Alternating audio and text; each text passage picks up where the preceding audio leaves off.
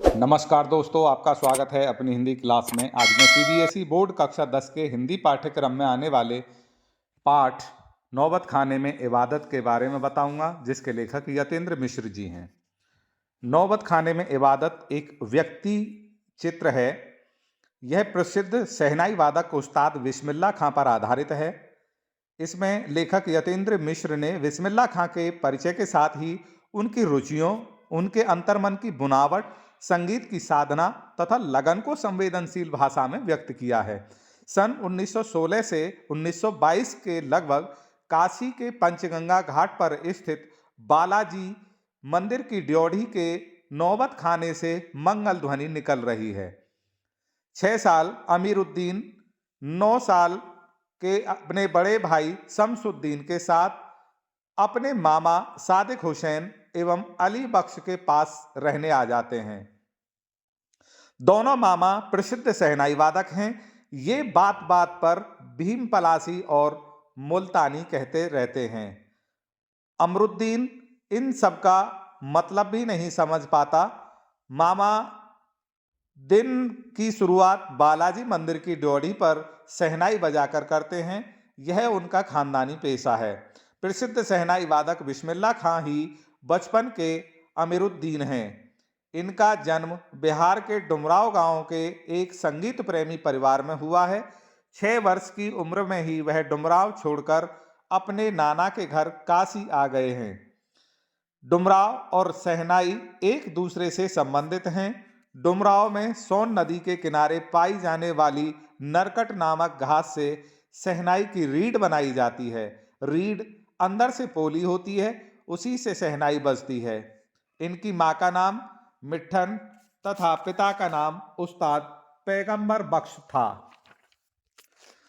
14 वर्ष की उम्र में अमीरुद्दीन रियाज के लिए बालाजी मंदिर जाते थे तो उन्हें रसूलन बाई तथा बतूलन बाई के घर के रास्ते से होकर जाना पड़ता था। इस रास्ते से जाना उन्हें पसंद भी था, क्योंकि दोनों बहनों के गाने की आवाज़ से उन्हें खुशी मिलती थी तथा ठुमरी, दादरा आदि सुनने को मिलते थे। इसी से उन्हें संगीत के प्रति आसक्ति हुई थी। शहनाई को सुशिर वाद्यों में गिना जाता है। शहनाई प्रभाती की मंगल ध्वनि मानी जाती है।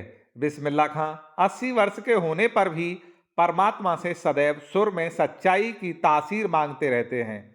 सच्चे सुर की तासीर के लिए वे रोज खुदा के सामने झुकते हैं। मुहर्रम की 8वीं तारीख को खड़े होकर शहनाई बजाते हैं तथा दाल मंडी में फातमान के करीब 8 किलोमीटर तक पैदल चलते हैं तथा रोते हुए नोहा बजाते हैं।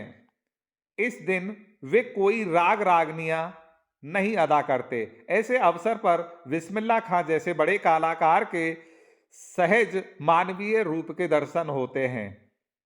बिस्मिल्लाह खां कभी कभी अपने जवानी के दिनों को याद करते हुए गीता बाली और सुलोचना को याद करते हैं। उनको याद करके वे मुस्कुराते हैं। उनके गालों पर चमक आ जाती है। उन्हें 4 वर्ष की उम्र का वह समय याद है जब वह अपने नाना को शहनाई बजाते हुए सुनते थे। उनके जाने के बाद वह ढेरों शहनाइयों में से नाना की मीठी शहनाई को ढूंढते थे। बिस्मिल्लाह खां को बचपन में फिल्मों का शौक था। इसके लिए वह मामू, मौसी व नानी से 2-2 पैसे लेकर सुलोचना की फिल्म देखने जाते थे। उनकी बालाजी मंदिर और काशी के प्रति अपार श्रद्धा थी।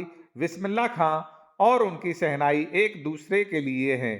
उनकी शहनाई में सरगम, ताल तथा राग का अद्भुत संगम है। उनकी शहनाई सबको आकर्षित करती है। बिस्मिल्लाह खां की शिष्या ने एक बार उनसे कहा, बाबा आपकी इतनी प्रतिष्ठा है, आपको भारत रत्न भी मिल चुका है, आप यह फटा तहमद न पहना करो, अच्छा नहीं लगता। इस पर बिस्मिल्लाह खां ने तुरंत गर्व सहित कहा कि यह भारत रत्न मुझे लुंगी पर नहीं बल्कि शहनाई पर मिला है। अगर मैं बनाव श्रृंगार पर ध्यान देता तो रियाज कैसे हो पाता। ठीक है, आगे से नहीं पहनेंगे। काशी में आज भी मंगल गीत गूंजते हैं। यहाँ व्यक्ति का मरण मंगलमय माना जाता है। यह आनंद स्थली है। बिस्मिल्लाह खां और काशी एक दूसरे के लिए बने हैं।